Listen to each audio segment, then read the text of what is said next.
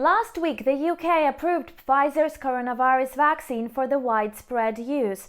The vaccination program is set to start in a week, which is a boost for investor sentiment. However, the complicated process of transportation requires that the vaccine should be stored at -70 degrees Celsius, and this news limited market enthusiasm.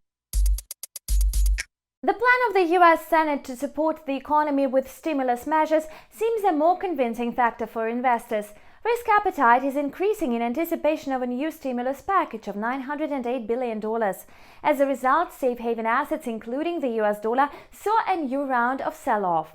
Thus, the US dollar index, which indicates its value against a basket of 6 major currencies, dropped to the level last seen in April 2018. USDX closed last week at 90.81, having lost 1.04%. The greenback is likely to continue its decline after the data from the US labor market showed on Friday that the number of new jobs was 2 times less than forecasted. Amid the weaker US dollar and improved risk appetite, the euro-dollar pair has reached a new high in 2.5 years. However, the pair edged lower at the end of the week after traders took profit on long positions at 1.2120. The single European currency advanced by 1.3% against the US dollar. Another positive factor to support the euro was the news that the EU countries agreed to an additional recovery package of $1.8 trillion. However, the EU is struggling to come to a compromise with its former member, the UK.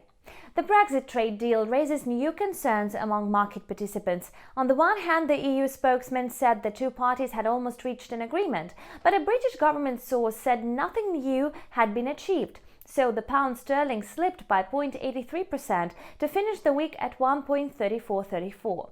Last week was also important for cryptocurrency traders. On Tuesday, Bitcoin reached a new record high of $20,000 per token. As expected, the rally was followed by a pullback, so Bitcoin opened this week at the level of 19,118. Depreciating US currency contributed to the rise in commodity assets denominated in dollars. Brent crude has climbed above $50 per barrel for the first time in 9 months. By the end of the week, Brent gained 2.75% in its 5th straight week of growth. The OPEC and Russia agreed to increase the output by 500,000 barrels per day instead of 2 million barrels discussed earlier. Other major producers also agreed that they will determine future supply levels at monthly meetings next year.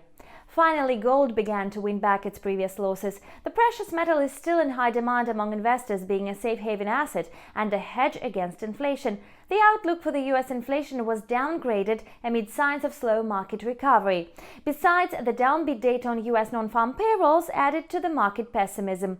As a result, gold advanced by almost 3%, posting gains for the first time in 4 weeks. You've watched the combined financial markets review with me, Anna Kasatkina.